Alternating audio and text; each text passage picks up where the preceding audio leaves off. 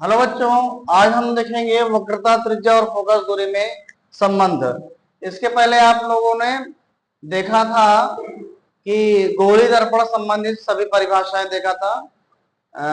वक्रता, त्रिज्या, फोकस दूरी, फोकस क्या होता है, ये सभी की परिभाषाएं आप देख चुके हैं अगले वीडियो में। इसके पूर्व वाले वीडियो में देखा, अगले वीडियो में, इसकी पूर्व वाले वीडियो में आपने देखा था। अब अब हम बात करेंगे वक्रता, त्रिज्या और फोकस दूरी में क्या संबंध होता है। हाई स्कूल स्तर में इसका डेरिवेशन नहीं है, इंटरमीडिएट में इसका डेरिवेशन है। तो दोनों हम देखते हैं। हाई स्कूल स्तर का भी डायरेक्ट फार्मूला पहले इंटरमीडिएट स्तर में देखेंगे, फिर हाई स्कूल स्तर में सिर्फ हमें फार्मूला देख लेना है। हाई स्कूल वाले बच्चों को, हाई स्कूल में जो पढ़ रहे हैं, कक्षा 10 में जो बच्चे पढ़ रहे हैं, उनको सिर्फ सूत्र पता होना चाहिए। इसमें क्या संबंध होता है वो सूत्र पता होना चाहिए। तो देखते हैं वक्रता, त्रिज्या और फोकस दूरी में संबंध।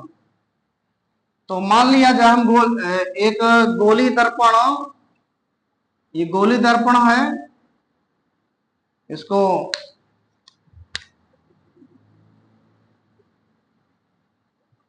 अवतल मान के चल रहे हैं। ये गोली दर्पण जिसका ध्रुव P वक्रता केंद्र C है। एक गोली दर्पण जिसका ध्रुव P और वक्रता केंद्र C है। ये P बना दूंगा बड़ा सा, P और वक्रता केंद्र C है। इसके मुख्य अक्ष के समांतर ये मुख्य अक्ष है। मुख्य अक्ष किसे कहते हैं? मुख्य अक्ष क्या होती है? वह रेखा जो दर्पण के वक्रता केंद्र और ध्रुव से होकर जाती है, वो क्या होता है? मुख्य अक्ष। तो ये किरण मुख्य अक्ष के समांतर चल रही है। मुख्य अक्ष के समांतर चलने के पश्चात कहां जाएगी? मुख्य अक्ष को जिस बिंदु से पर काटती है वो क्या होता है? फोकस होता है। ये फोकस हो गया, ठीक है। मान लिया ए बी किरण इस पर आपतित हो रही है और इस दिशा में चली आ रही है, बी दिशा में, है ना। इसको ज्वाइन करवा दिया जाए, बी और सी को ज्वाइन करवा दिया जाए, तो बताया जाए ए बी क्या है? ए बी, ये किरण इस पर गिर रही है, ये हुआ, हाँ, ये वक्रता केंद्र और ये आपतन बिंदु हुआ। वक्रता केंद्र और आपतन बिंदु को मिलाने वाली रेखा अभिलंब हो गई। क्या हो गई? अभिलंब। तो ये आपतित किरण हुई और ये अभिलंब, इसके बीच बना कोण आपतन कोण कहलाता है। और ये वाली किरण ये परावर्तित किरण है, परावर्तित किरण है। और ये वाला अभिलंब, परावर्तित किरण अभिलंब जितना कोण बनाती है उसे परावर्तन कोण कहा जाता है।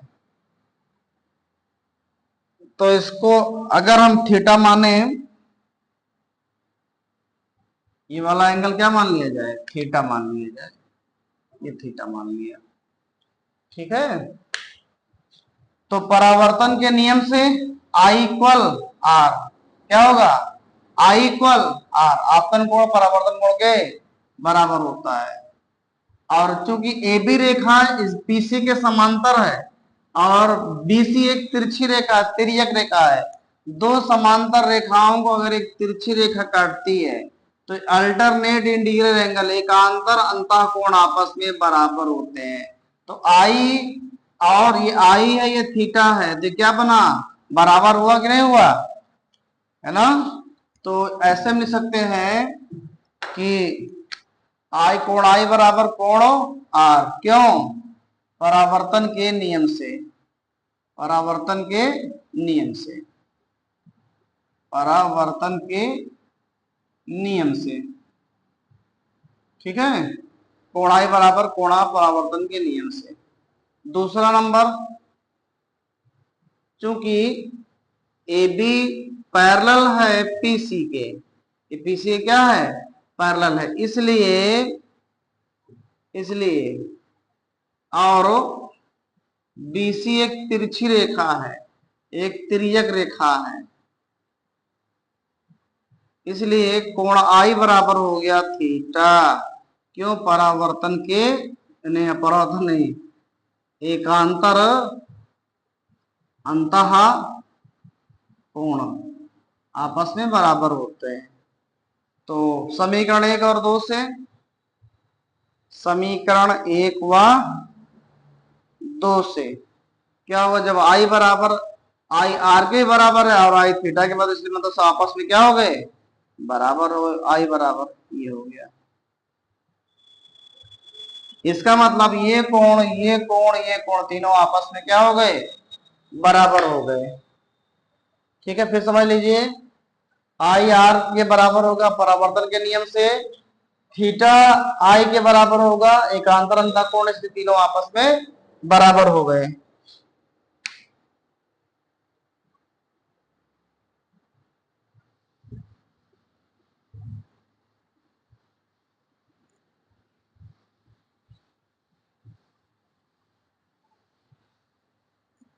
तो आपने देखा ये वाला एंगल, ये वाला एंगल, ये वाला एंगल तीनों आपस में क्या है? बराबर है। रिलेशन नंबर 3 हो गया, समीकरण नंबर 3 हो गया। तो इस त्रिभुज में, इसमें बताइए, इस त्रिभुज में, त्रिभुज बी सी एफ में, त्रिभुज बी सी एफ में कोण थीटा किसके इक्वल है? आर के। और आपने एक प्रमेय पढ़ी है कि बराबर कोण के सामने की भुजा बराबर होती है। बराबर कोण के सामने की भुजा बराबर होती है। किसी त्रिभुज में बराबर कोण के सामने की भुजा बराबर होती है। तो इस त्रिभुज में आपने देखा कि ये कोण के बराबर है, समीकरण नंबर 3 से। क्यों बराबर है? आपने सिद्ध करके दिखा दिया है। तो कोण ये वाला थीटा और आर बराबर है, तो थीटा के सामने की भुजा, थीटा के सामने की भुजा बीएफ, बीएफ कितने के बराबर होगी? बीएफ कितने के बराबर होगी? आर के सामने भुजा सीएफ के बराबर हो जाएगी। बीएफ किसके बराबर हो गई? सीएफ के बराबर हो गई। ठीक है, क्यों? यहाँ पर प्रमेय लिख सकते हैं, बराबर किसी त्रिभुज में, किसी त्रिभुज में बराबर कोण की सम्मुख भुजा, सम्मुख भुजाएं क्या होती हैं? बराबर होती हैं। ये हो गया, 4 नंबर हो गया।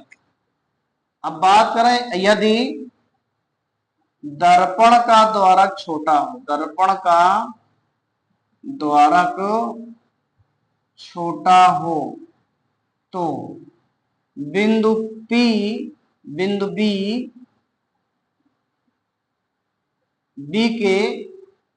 बिंदु B और P क्या होंगे?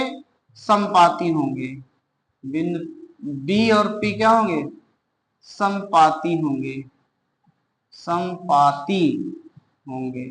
समपाती का मतलब कोइंसिडेंट होंगे, ये इसी पर आ जाएगा, ये वाला इसी बिंदु पर आ जाएगा, एक तो दूसरे के ऊपर चढ़ जाएंगे। जैसे एक के ऊपर कहाँ चढ़ जाएगा? यह आ जाएगा, जैसे यह है इसके ऊपर यह ऐसे आ जाएगा। तो बीएफ, बीएफ क्या, एफ, बीएफ जो बन गया वो क्या बन गया? वो पीएफ बन गया। इसलिए बीएफ बराबर हो जाएगा, बी क्या बन गया? अब पी बन गया, पीएफ बन गया। तो जहां बीएफ है वहां पीएफ रख सकते हैं। इसलिए समीकरण 4 से क्या हो जाएगा? यहां पर रखिए, पीएफ बराबर क्या हो जाएगा? सीएफ। ये समीकरण नंबर 5 हो गया। पीएफ किसके बराबर आ गया? सीएफ के बराबर आ गया।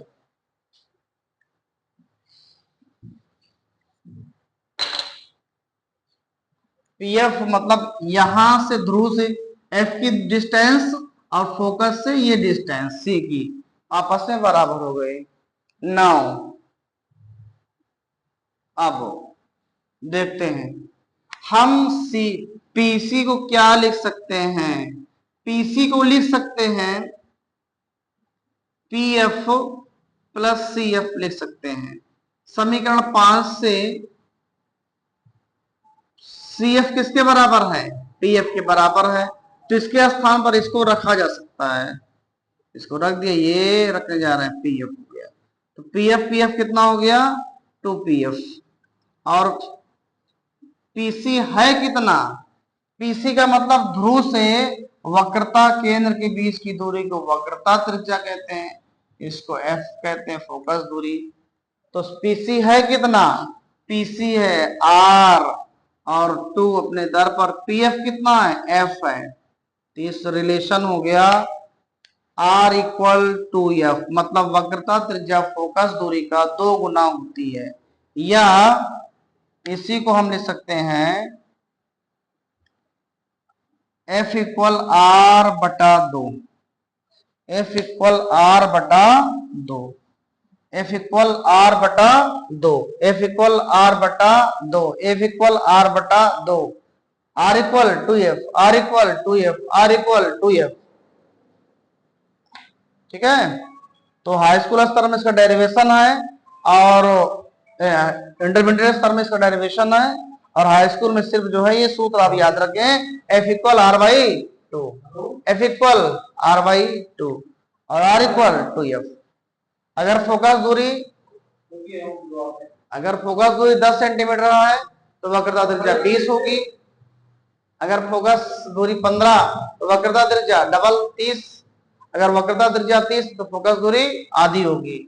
ठीक है, तो आज आपने पढ़ा वक्रता त्रिज्या और फोकस दूरी में संबंध, ये आगवा याद रखेंगे इसको, R इक्वल टू F होता है या F इक्वल, कभी कभी बच्चे जो है ऐसे लिख देते हैं F इक्वल टू R, ये क्या है, गलत है ना, ये गलत है ना, क्या है, रॉन्ग है। अगर फोकस दूरी 30 सेंटीमीटर है तो वक्रता त्रिज्या उसका डबल होगी, 60 हो जाएगी, और अगर वक्रता त्रिज्या 60 है तो फोकस दूरी उसकी आधी हो जाएगी, 30।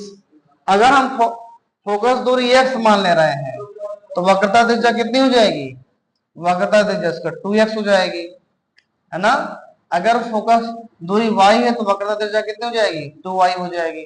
अब बात करते हैं वक्रता त्रिज्या अगर z है तो फोकस दूरी कितनी हो जाएगी, z बाई 2 हो जाएगी। ठीक है, तो आपने पढ़ा वक्रता त्रिज्या और फोकस दूरी में संबंध।